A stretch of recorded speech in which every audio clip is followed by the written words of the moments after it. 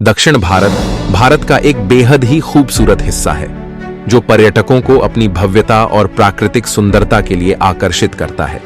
जिस तरह दक्षिण भारत में समुद्री तट और प्राकृतिक हिल स्टेशन प्रसिद्ध है, उसी तरह तिरुपति बालाजी का मंदिर सबसे ज्यादा लोकप्रिय है।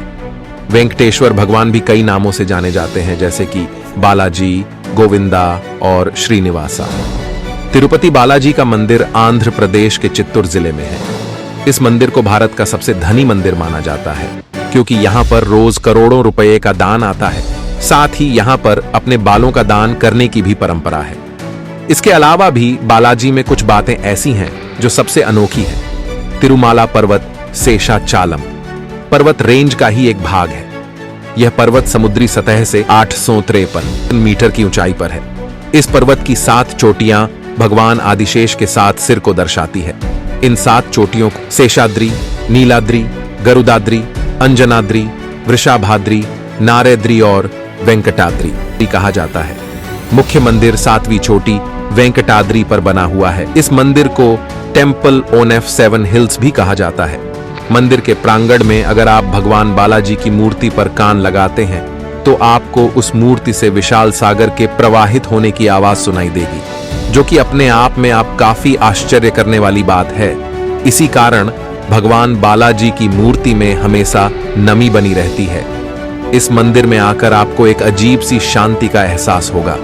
मान्यता है कि यहाँ मंदिर में स्थापित काले रंग की दिव्य मूर्ति किसी ने बनाई नहीं, बल्कि वह खुद ही जमीन से प्रकट हुई थी। स्वयं प्रकट होने की वजह से इसकी बहुत मान्यता है। वेंकटाचल पर्वत को लोग भगवान का ही स्वरूप मानते हैं और इसलिए उस पर जूते लेकर नहीं जाया जाता।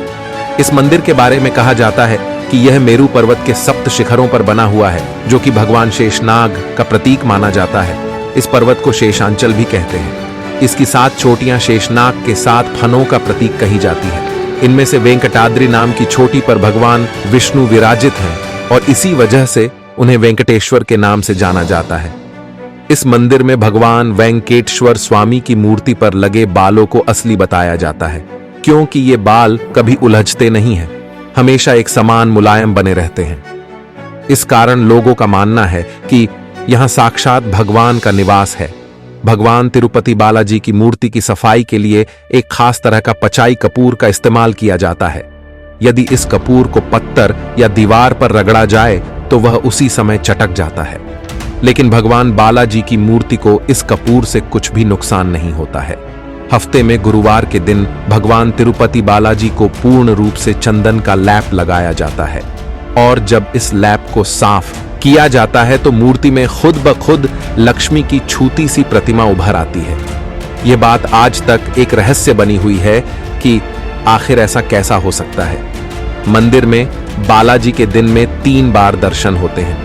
पहला दर्शन विश्व रूप कहलाता है, जो सुबह के समय होते हैं। दूसरे दर्शन दोपहर को और तीसरे दर्शन रात को होते हैं। इनके अलावा अन्य दर्शन भी हैं, जिनके लिए विभिन्न शुल्क निर्धारित है।